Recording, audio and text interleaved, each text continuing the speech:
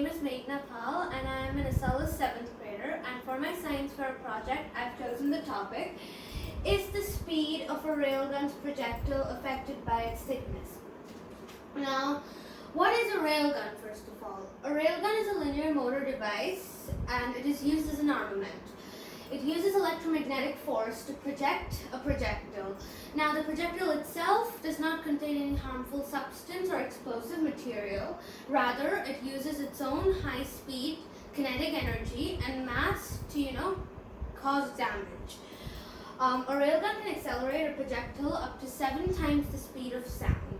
Now, a railgun is a futuristic weapon because it is economic and it uses electromagnetic energy instead of gunpowder, which can deflagrate. Okay, now let's take a look at some key terms. So the first term is a linear motor device. Now, what is it? A linear motor device is a device which has a power source that gives out electric traction in a linear path instead of a rotational path, which is used in conventional motors.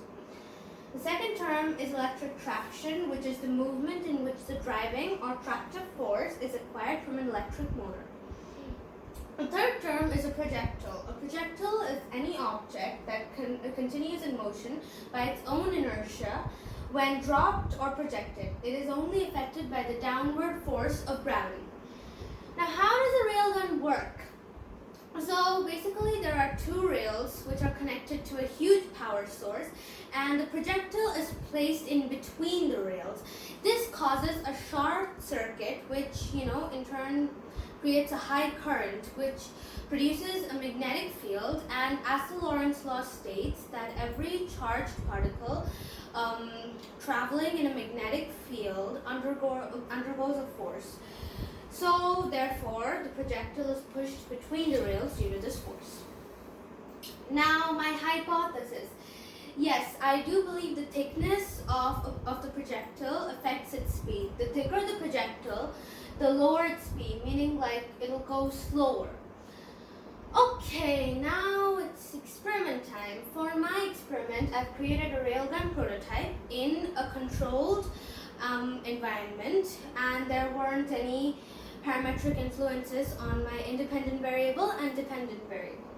So the materials needed for my experiment, a rectangular piece of cardboard, some aluminum foil, 2 9-volt batteries, wire, sellotape and glue stick, metal sticks of 0.07 centimeters, 0.2 centimeters and 0.5 centimeters of thickness, and a timer. Now, how did I create this railgun prototype? First, I cut out a rectangular piece of cardboard which was 18 centimeters by 24 centimeters.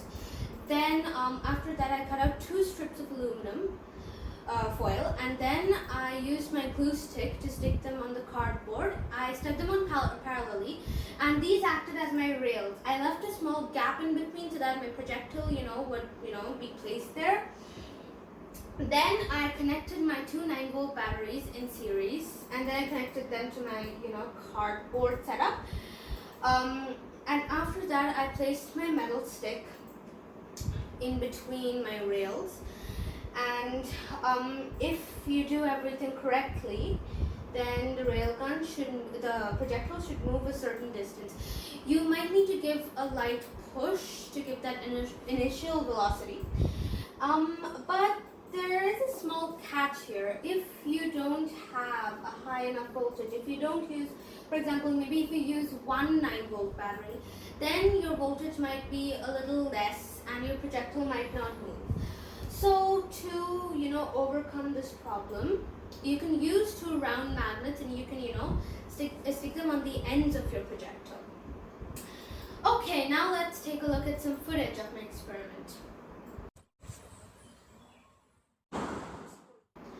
Now that we've taken a look at the footage, I'm going to show you my graph. So I've created a line plot, and now I have repeated this the setups of my experiment thrice, and then I've taken the average and I've plotted them on my line plot.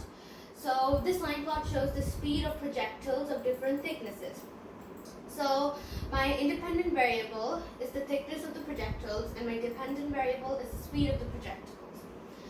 So for my first projectile, it was 0.07 centimeters thick, and it had a speed of 22.26 centimeters per second.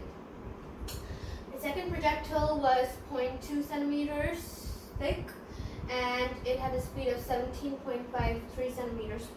53 centimeters per second. And my third projectile, it was 0.5 centimeters thick, and it had a speed of 13.33 centimeters per second. So yes, my hypothesis was correct. That's my conclusion. And I wanted to send a message to you all also. So in line with the inter-country military competition, the US Navy looks forward to using the hypersonic missiles instead of railguns. But basically what I wanted to say was whether any weapon actually, whether it's a railgun or a coil gun or a hypersonic missile or a gun, anything basically, it shouldn't be used to harm our environment. Like Mother Nature does so many things for us. So we should use these to protect our environment. So that's the message I wanted to send you. Thank you and bye.